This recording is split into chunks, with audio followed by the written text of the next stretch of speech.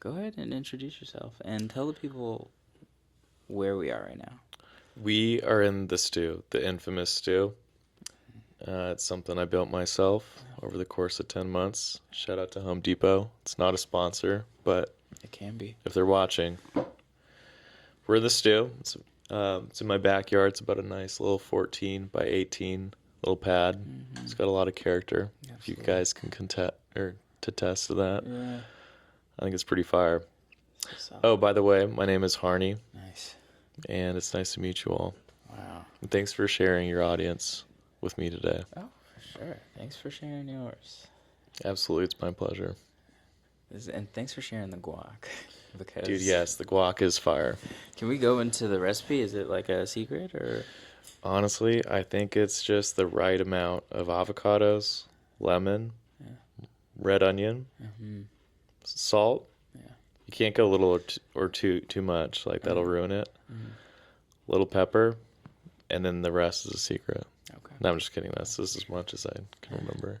Which I think that's all it is. Wait, did you make it? No, I was gonna take credit. Okay. I already knew the answer. I just wanted to make sure we're staying truthful and honest. No, it's okay.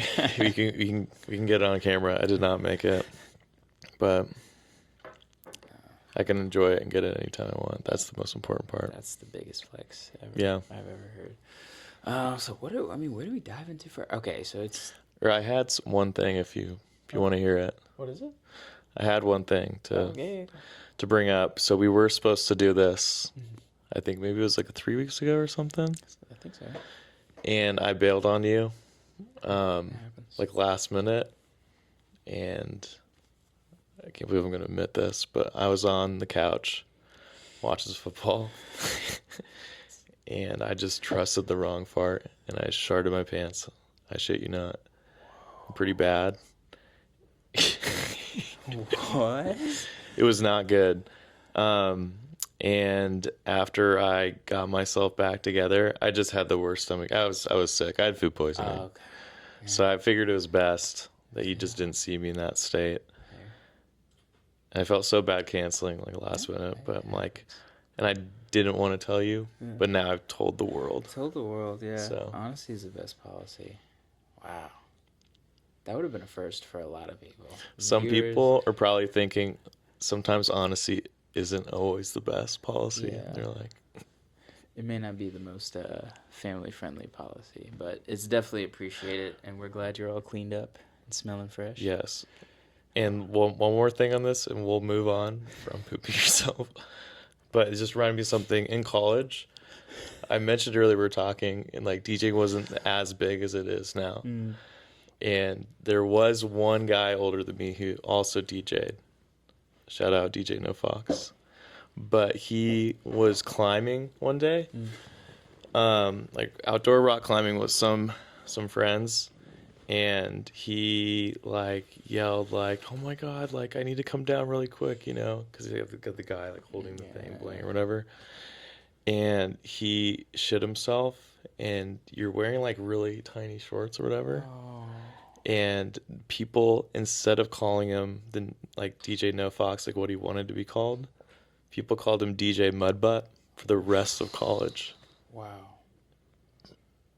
That's the last pooping yourself story. But like, how do you? He did it, so it's like. Yeah, you can't recover from that, you know. I mean, yeah.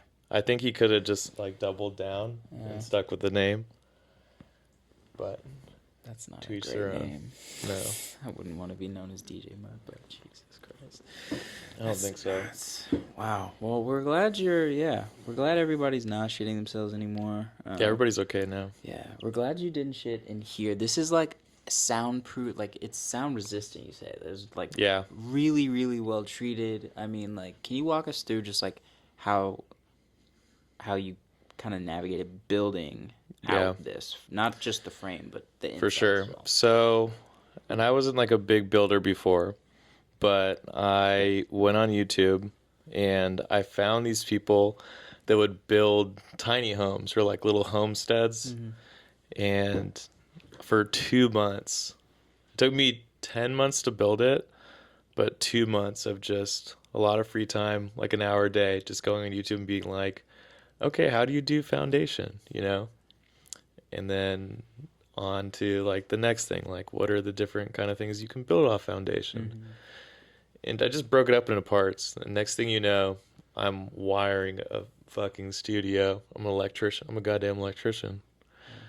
And also drywall, I don't know, you piece it together. So, but I mean, it's a holding for now, but maybe 5 years from now, people will be like, that guy's an idiot. And like, it just one storm and. Yeah. Has it seen snow like on the roof and stuff? Or? It got 2 years ago we had like a little dusting. Okay. Like maybe just like a half inch. Okay. It was cool enough to take a photo. Yeah. But I was like, thank God, because I'm not like an engineer, so I don't know structurally if things are correct, Yeah, I actually never thought about that until now. But I did. I just kind of walked in. I did build it to code and everything. Okay, good. But code. It is on the hill, so maybe 10 years from now, there's a creek down there. It'll be over the creek, so yeah, could be. But which could be cool because there could be a nice little view. For sure. Do you ever like host here? Like, what do you use the space for primarily? Definitely. Primarily, it's for me to have a creative spot and just vibe out. But I like to bring in other people, like different local DJs who also produce, and just like share stuff and pick each other's brains and get better. But it is known to be a really fun after spot, especially if you go to like District or something. Yeah.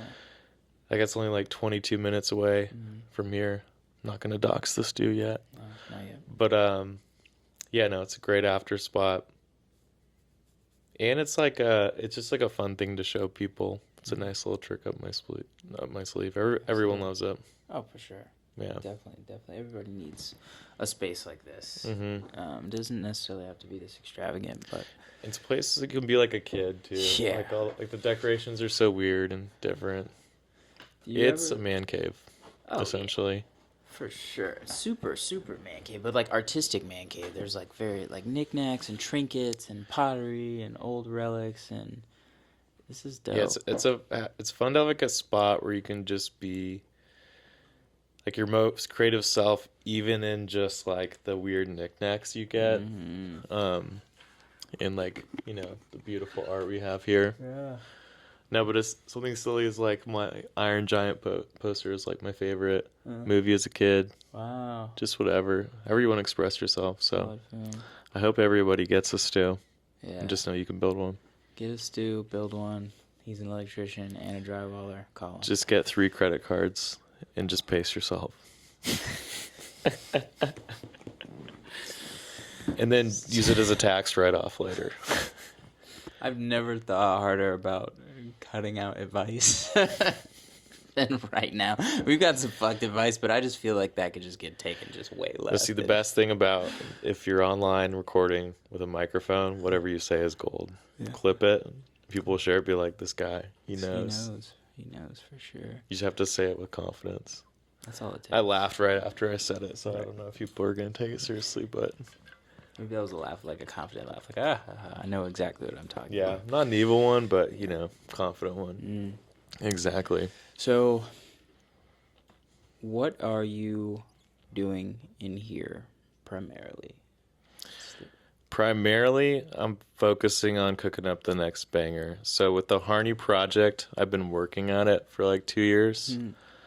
And I put out some stuff, like self-release stuff. Which I was like proud of at the moment, and I still stand by it. But I think as you're like chasing being an artist and trying to like put out good stuff, when you're on the grind, like every 3 months, you're like, damn, I could do so much better, or like now I like this thing. And so after doing self-releasing for like a year, and then doing like SoundCloud remixes, which I still believe in like doing that. I'll still be doing that. But I started chasing the label release.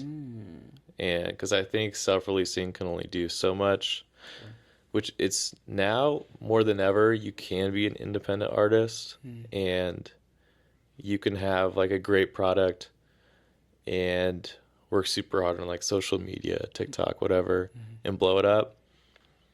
As much as that is a thing now, it's still such a big thing to go to like these different like house music labels and get their nod of approval and put you on. Absolutely.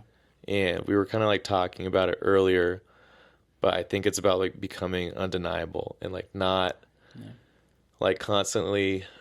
It's like you should, like if you put yourself out there independently and you don't know where your stuff is at and you keep chasing like, oh, I just need more TikToks or more Reels or need to get out there, network more.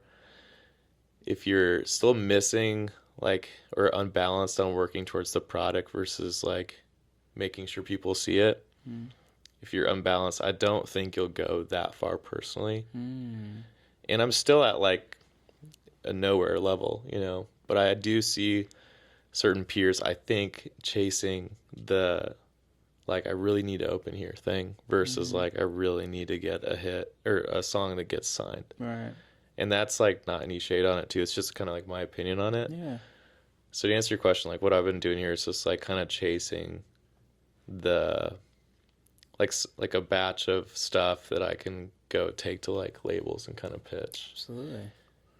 Wow. And so then that's where like if you have networked too, then you might cash in on like, I really want to show somebody this thing versus like, please let me open there. So the last 2 years, as I've been DJing and producing for like 6-ish, but I've taken it seriously and had like the Harny name and project for 2, I would say. Solid. Where did the name come from? Okay, that's a fun one. So my name is Harry. Oh, nice.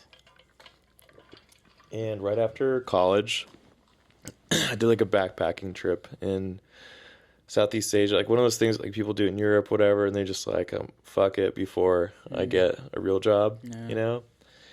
And I met these English guys, or English lads, as they call each other, in Southeast Asia, and I started traveling with them for like 8 weeks or so. And they're like, what's your name? Like, so my name's actually Harrison. This is the third name. I'm Harny, Harry Harrison, but the name's Harrison. And they're like, oh, like our friend Tom Harrison, and they're like, yeah, that's right, Harny.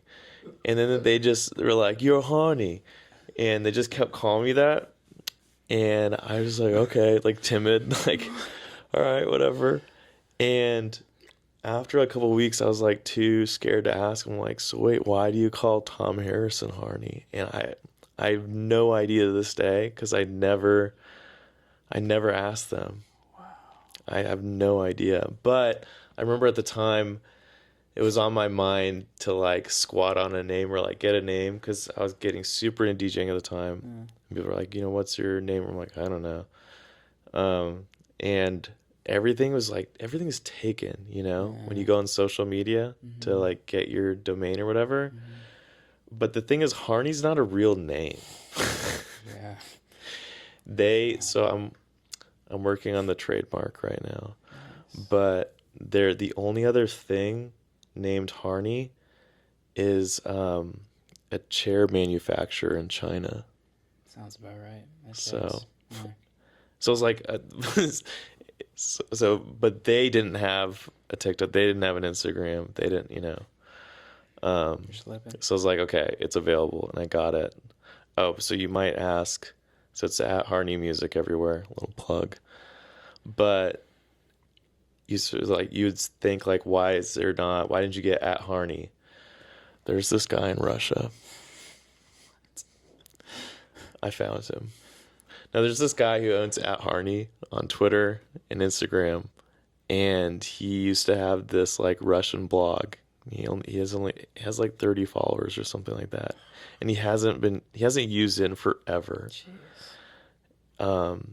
I've asked him several times through Google Translate to get into Russian, and I just like DM him. But the thing is, he hasn't used it in 5. So I don't know. We're still working on it. Maybe it's time for the internet to step in. Yes. Help us find the Russian Harny. Help us find the Russian Harny. But also help us find the friends of the English Harny so he can learn where he came from, and then help us find the Chinese Harny to get him a sponsorship for some chairs. I don't know. Well, we need to find the Chinese Harny company because they also have the trademark, and you can have more than one person, so they can have a trademark if they use it in a different field. Oh, okay. But I've also been thinking about building chairs. I mean, you built this place. Why not? Like, fine. I know. This could be a fire chair factory. It really could. Jeez Louise. That's insane. That might be the most goated story, I think, for name origin that we have so far. So I could be facing a lot of legal issues soon. Yeah. But you're also tied with, like, getting into it with the Chinese and the Russians. Yeah, I really picked two super easy opponents. Yeah. But you know what? That's what we do. Hey, it happens. But We always said we wanted Harny to go international, but brother, that's not what we meant. Absolutely not what we meant. Well, I wish you the best of luck. That's dope. So the Harny project focused a lot on just, production, DJing. You mentioned just like the balance of it all. Are you finding yourself practicing what you preach and locking in on that production and DJ balance, or is it more imbalanced towards producing? So it's funny because I think that people do the inverse of what I do, like I mentioned before, often, or they get tempted by it, and I get tempted by it too. Yeah. Or at different periods I've been tempted by, like, I'm going to do way less of this and do that.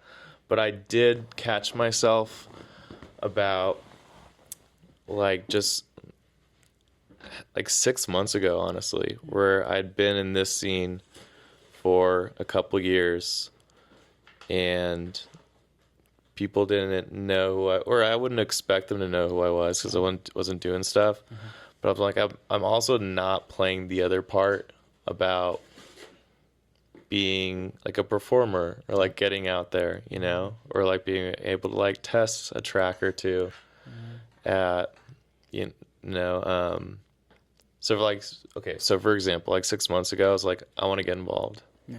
I need to like get out of here and like meet people and whatnot and find people that I can invite to the studio and make beats with, or even just be a person, and not think about it too much as just like project grind, but also like just go out and meet people and have a good time too. Absolutely. So anyways, that was on my mind like 6 months ago, because also kind of plays into like building your profile and following too. As like silly as that is, it's not like I'm going around just like being transactional, but I'm being genuine. But like through that, people might like will share Instagrams or Twitter, whatever, be like, oh, let me check out your stuff, and like I'm genuinely interested in their shit too. It's not like just a game, but you do have to like think about the balance. And so you ask like, am I practicing when I preach?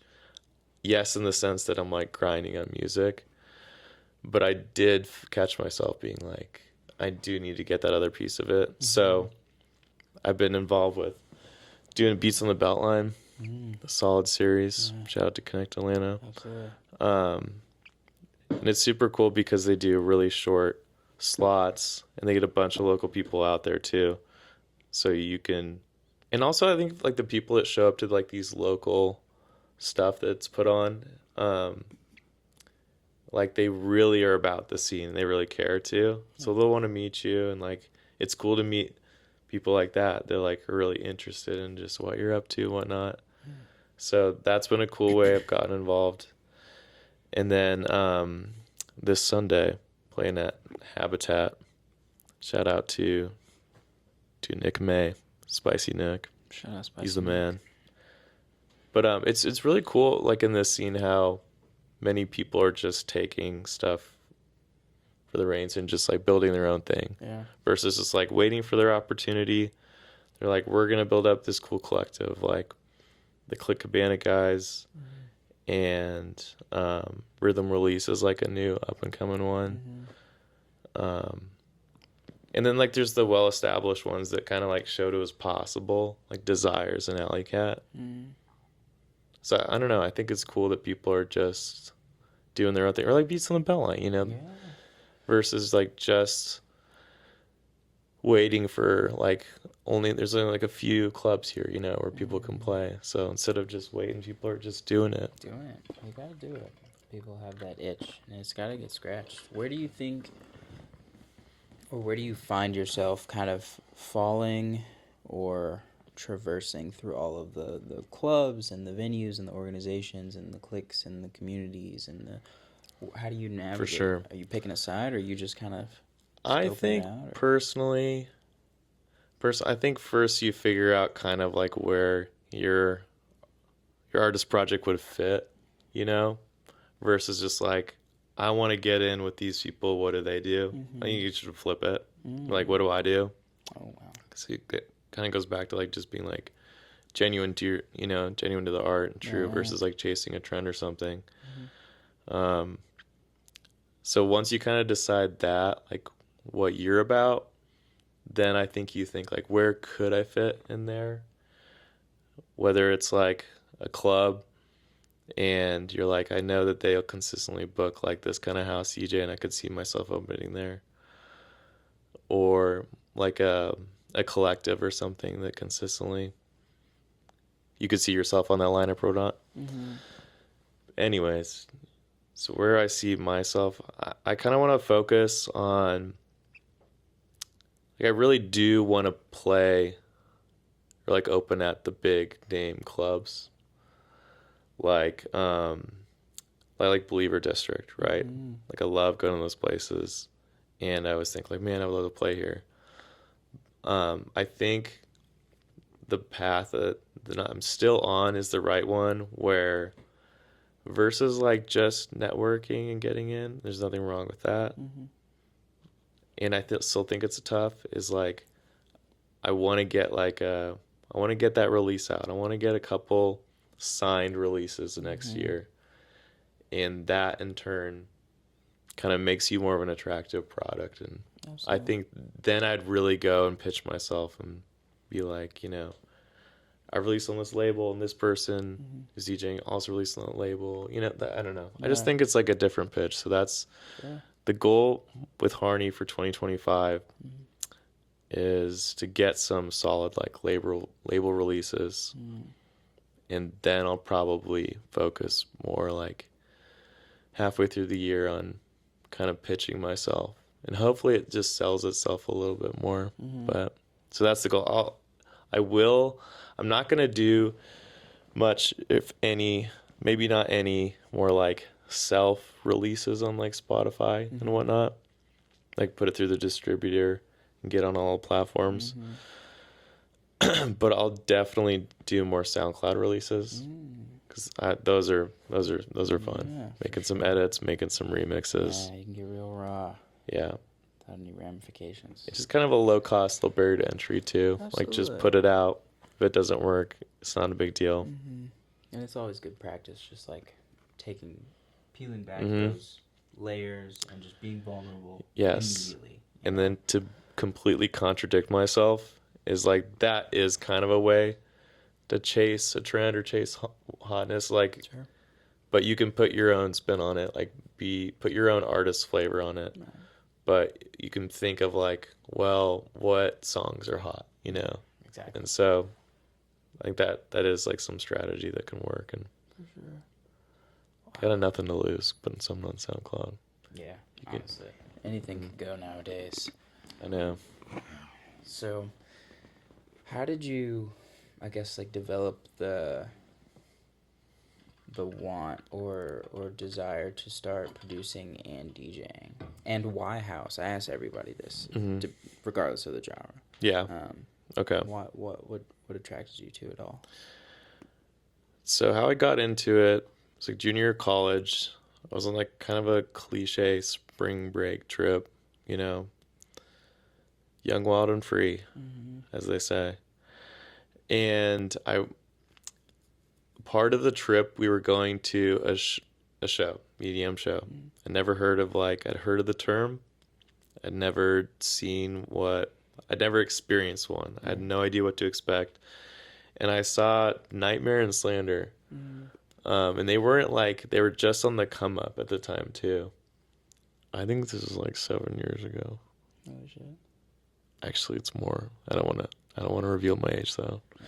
But anyways, so I saw that show and I was like, this is the coolest thing I've ever seen. Like the energy, I was like, the production, I have no idea what's going on. Mm-hmm.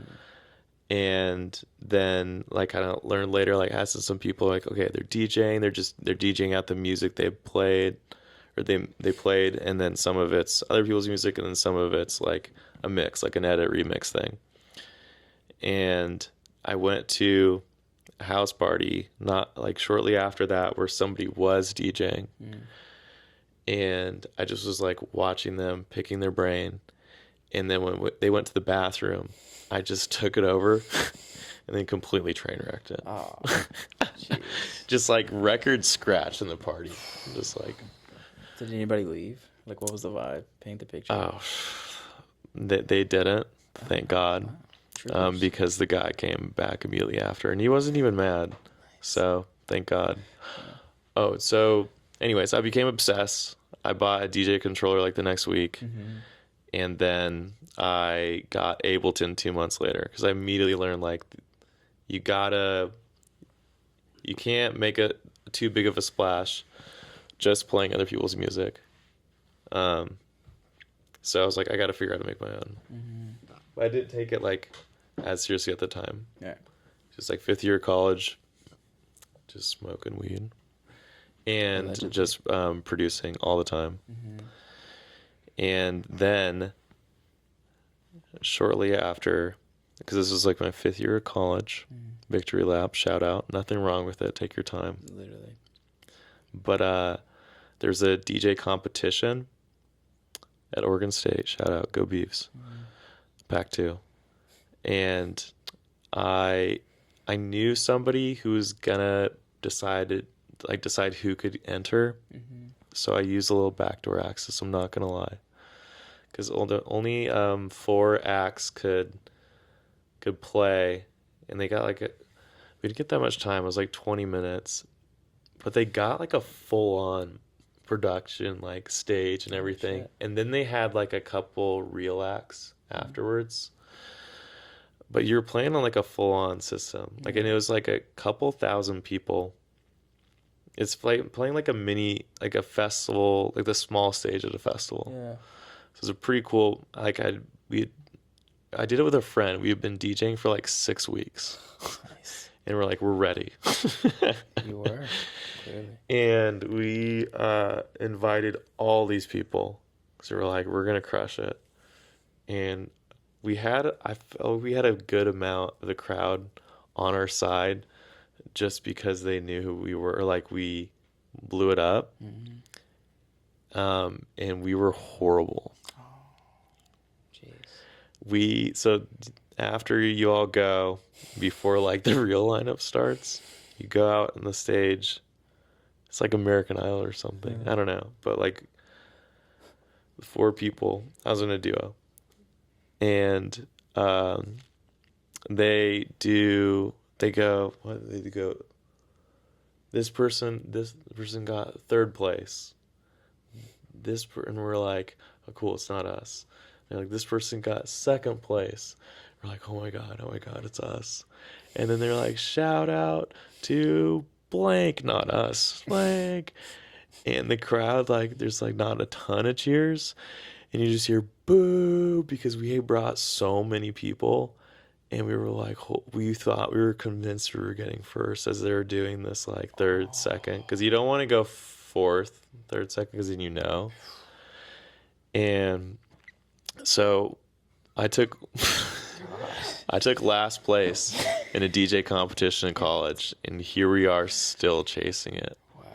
It's like I did not take God's early warning signs. Last place DJ in front of like a couple thousand people, and we were visibly shocked and sad because we were so convinced that we had crushed it. And then they brought us to the side afterwards. It was the judges were from like an EDM blog that was really popular at the time. I cannot remember it, but they were like real people. And the winner would go on to go into another competition, and like real shit could happen, right?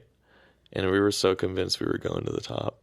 And at the very first stop, we took last place, and we're just so visibly sad and shocked in front of thousands of not my friends, but my people that could, have to, go on campus and see. And we brought like maybe a good amount of people, and then it was all equally embarrassing that they were mad, they were hammered, and just boo. What about my friend? And then we're like sad, and we're like, stop, you're embarrassing me. And then the judges took me and my friend to the side, and they're like, you got to work on transitions. You got to pick good music. It has to make sense. And you can't play 2 different remixes of Closer. I'm like, but it's banging. It's 26. That is insane. The dubstep version and the future bass version. Like, it's a banger song. They just don't get it. It was the song of the summer. Nobody gets it. I feel embarrassed. I wasn't even there. That was great. That was a great story. It was pretty bad. Wow. And then that's when I knew this was for me. Yeah. Flat on your face, but yeah. I mean, like those early wins could be killers to a lot of people, I know. See, it would knock some people down. Mm-hmm. Not me. Not you. We keep going. Wait, what about the other 3 dudes? You said you were in a 4-man? No, there's 4 acts. I was in a duo. And so at least I got to split the shame with my friend, but he immediately quit DJing. Oh, then that's 100% your shame. He's doing really well for himself. Yeah, that's 100% your shame. He got out while he was ahead, and he's doing well. He's doing great. He just started. This guy's going places. But you asked why house. I think that. So when I first started making music, I would make like anything and everything. I don't know. I really didn't know what I liked. And I think trap was super popular at the time. It was going off. And then I remember, and I would go to festivals every year. Because I ever since that college trip, I got really into it, got into the scene, going to shows, seeing people, figuring out what I liked, who I looked up to, kind of stuff. Mm-hmm. And I would try to make trap and some bass music, but it just didn't connect with what I loved hearing that stuff and going to shows and it popping off live, but artistically I was having a weird time with it. Mm-hmm. I didn't like making it. And then I had a really weird stint for a year. I tried to bring tropical house back. This is my last embarrassing story. Whoa. That's the story. Is I tried to be well, there could be a second Kygo. There's not a second Kygo. There is not. And then at the time, I remember getting burnt out with the idea of EDM, this. I don't know, very. And I'm not hating on this stuff because I still love it. But I used to live in Orlando, and I go to East Orlando every year. Mm-hmm. And I just remember after a while getting a little stale on the trap. The drop is just an 808, And I was like, dang, I don't know what I'm into, what really excites me anymore. Yeah. And then it's kind of right before COVID, Fisher had come onto the scene and done Losing It, and house was the idea of tech house as we know it now, and blowing up, I think started then. But it wasn't until COVID that everything was shut down, but there was a couple places in the world, I think Mexico and Florida, and that's where I was at. Wow. Where people were still doing parties. And you would only hear house for whatever reason. People were always in Mexico, going to Tulum, whatever. Mm-hmm. And these international destinations that were open were just always sung in house. And then in Florida, I don't know, it was contagious. It was the only thing you'd see on social media playing. Yeah. And this tech house sound kept evolving and kept growing.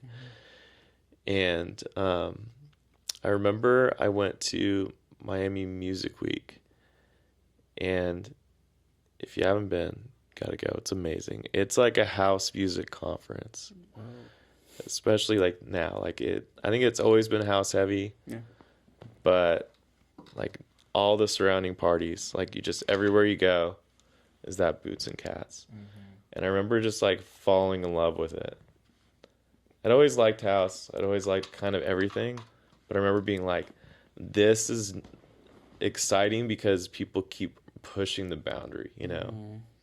There was like the very first few cookie cutter tech house songs.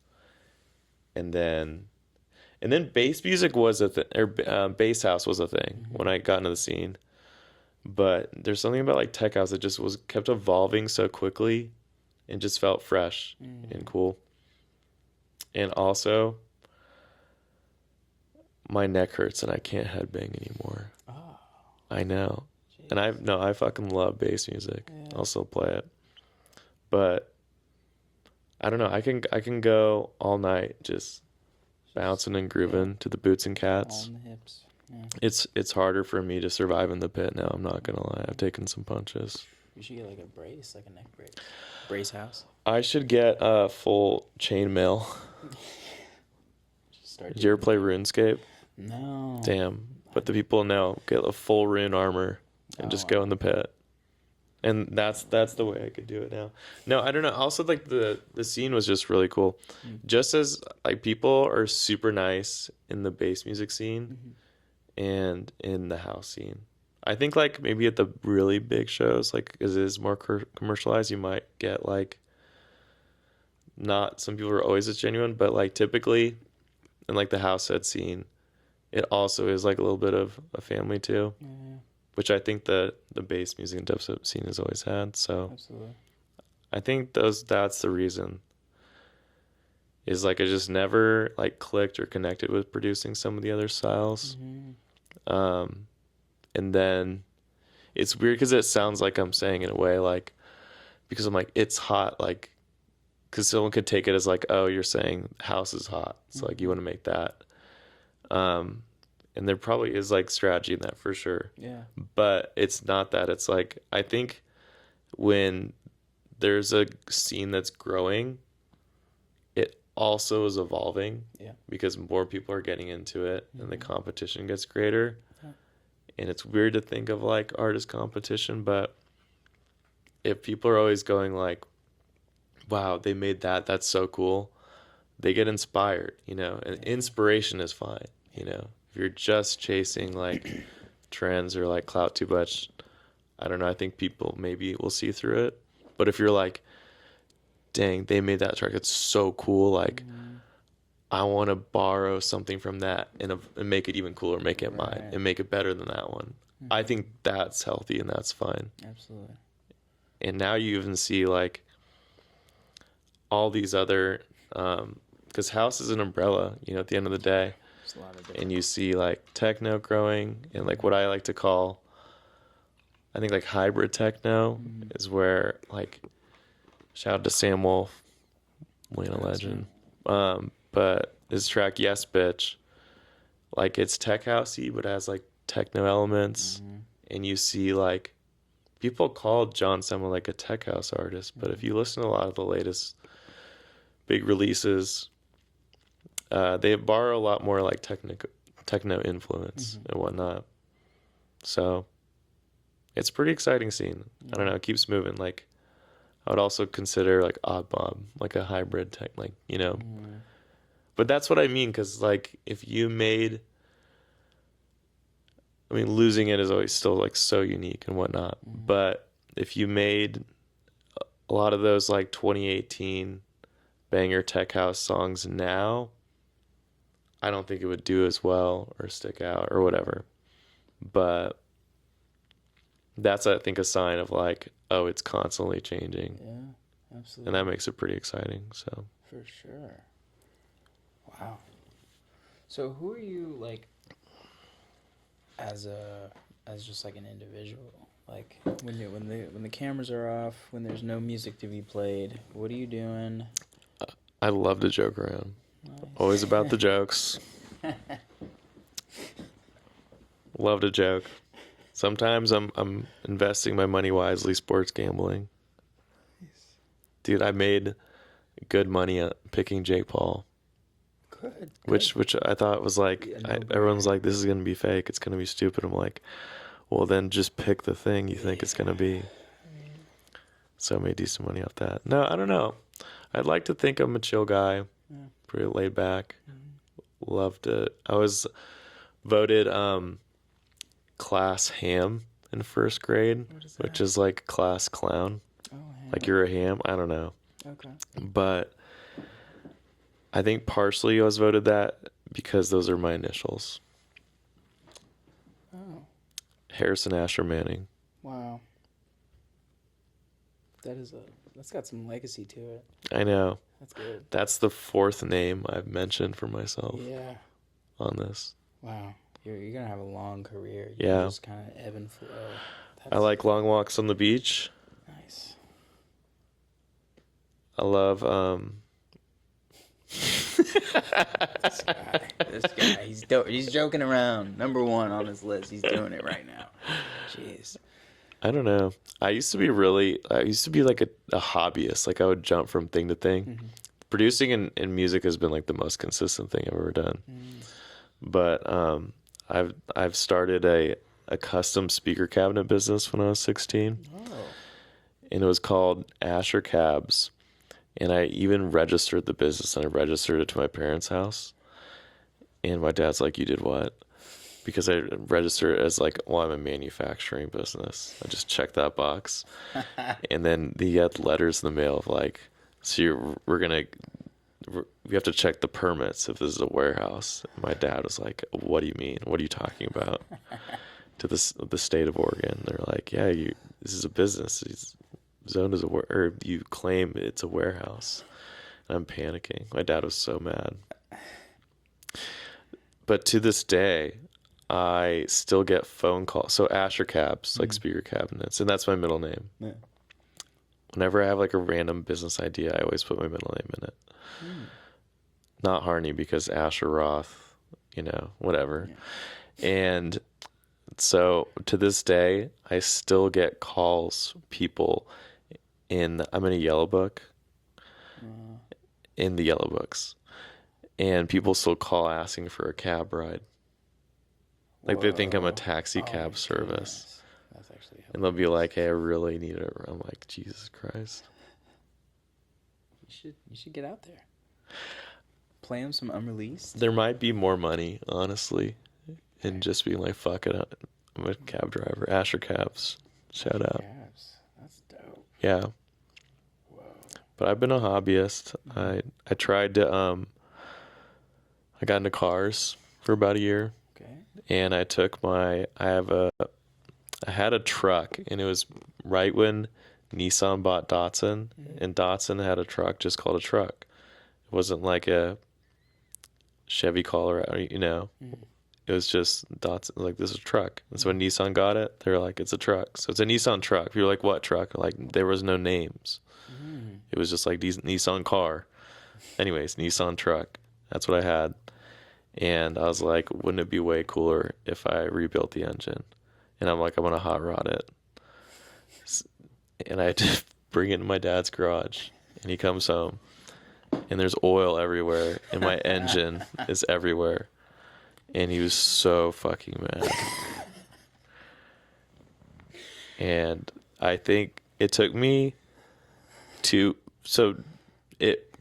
I know what I did, and I think it would take like a mechanic most of his day, but a day, right? With a lunch break and a few smoking breaks. And it took me all day, every day, like several weeks, just going to AutoZone every day and like just getting shit I needed and trying to rebuild it. And I built this thing learning off YouTube. There just wasn't like as many tutorials, especially for the Nissan truck. Yeah. Let's just say that. So I had to get like a book, an ancient, right? A fucking book. Jeez. And thumbing through, just covered in oil. 16. can't go hang out with my friends because my truck's in pieces in the garage. And after being like, I'm gonna hot rod and soup up this truck, all I did was spray paint the engine red, but just rebuilt it. And it kind of didn't work, by the way. It would turn on and you could drive it. It was a stick shift. It wouldn't idle. So you just constantly have to be like, vroom, vroom, vroom, vroom. And like, you couldn't take your foot off the gas. It was hard to keep consistent because like you're driving stick and you'd be like in gear, out of gear. And so and also I chopped off the exhaust. I forgot to mention that. And so it was just so loud and it's just like vroom, vroom, vroom around the neighborhood. It wasn't great. So the mechanic finished the rest. But I got close. That's good. It turned on, it moved. Okay. That's all you can really hope for. Loud as shit, sounded fast, wasn't fast. And the engine was red. Dude, that's crazy. Is your dad like supportive of like your music? Like, yeah, he loves it. Okay, good. He thinks it's cool. I think he also thinks it's cool because I finished out my education. Yeah. And he's like, it's fine that you make noises. But he just for the first time saw the Sioux like a month ago. And my brother, shout out Wishlist, he's up in New York. He DJs. But the last Beats on the Beltline, that was like the back-to-back series. We flew in my dad, and he actually saw it. So that was really cool because he got to see the whole thing because he doesn't really know what it is, you know. Firsthand. That's but there's nothing probably scarier though as a parent is when your son's like, or daughter, it's like, I want to be a DJ, and you go, fuck. Yeah. But like your track record, he had to have been like relieved a little bit. Like, I mean, took his truck apart. Yeah, it's like got fourth place in college. Fuck it. Quit the football team 2 games in because he said he couldn't figure it out. I tried to join junior year. I was like, I can figure it out. Did you YouTube that as well? Nope. I'm not. Yeah. So you know what, Harny, we're gonna stick it out. And we're gonna make it, man. Yeah. I mean, you're because I have to. Yeah. We all have to. Wow. That was insane. This is my diary. Yeah, honestly, we got to talk more. Honestly, that's what this platform's about. Like, we got to hear this stuff, you know? And being personable is, like, one of my, like, it's, like, on the top of my list. When I'm following an artist of any kind, I need that. I need you blowing up your dad's garage. Like, I need to be able to visualize that. And, like, that just takes everything so far, so. Blow up my living room and cancel the first interview. Shit yourself. Like, yeah, we need that because it's human, you know? I think you at the very end, you were like, just now, you said something beautiful about being honest. We also, at the very beginning, were like, sometimes you don't have to be as honest. So I guess time will tell if being honest and just being real and being me works. It should. We're here, so something's working. We're going to get you to sign this giant key. Awesome. Is my camera dead? Nice. Is it recording? Wow, this guy. Sounds like a guitar. Yeah, well, we got color options. What's your favorite color? I've been into green. Yes. Awesome. I feel like that's Thanks a psychological ploy. Yeah. Because we've done that. I'm holding a blue, and they're like, actually, it's blue. And so dang, I don't like know if I've been to blue honest, lately, yeah. Like, you are in a green. There's a lot of green in here. There's a green line How big? Just. Oh, huge. Like, this whole thing is like dry erase or whatever. Oh, awesome. So you're from Oregon. We didn't actually cover that during the interview, but where's the best place to eat in Oregon? So there's a strip club called Acropolis, and they have $5.99 steaks. Ooh. And the joke is, you always just tell your wife, hey, I'm going to go get steaks to the boys. I've never actually been, but I've just driven past the sign. There's also vegan strip clubs. What? Anyways, that's not my answer, though. Fire on the Mountain is like, it's like our JR Crickets. Okay. It's amazing. Like great ass wings. Fire on the Mountain. And then it's kind of tourist street, but Voodoo Donuts. Okay. That's wild. You know, you can go to the original one. Yeah. Definitely that. do big Y over here. Super big. Oh, wow. Well, that's... It's horny, but with an A. Yeah. What makes you horny? House music. Love that. Great answer. I started thinking about it for a second. I was like, wait a minute. We talked about not being honest. That's why we're here. Exactly. Wow. What a night. Harny. Shout out. Tell us where they can find you in real life and on the internet. You can find me on Sundays just strolling the Beltline with a nice breeze, wind in the hair, skin glowing. Yeah. But online, you can find me at OnlyFans / no, I'm just kidding. It's Harnymusic at Harnymusic everywhere. Perfect. And if you guys can find the actual at Harny in Russia, please let me know because I'm looking for him. Isn't it ironic that you'll probably have to hack him to get it, but he's Russian? Like, you can recruit his own people to hack something for you. He's a computer software guy. Oh my goodness. Good luck. Well, Harnymusic it is. Harnymusic it is. That's a wrap. Boom.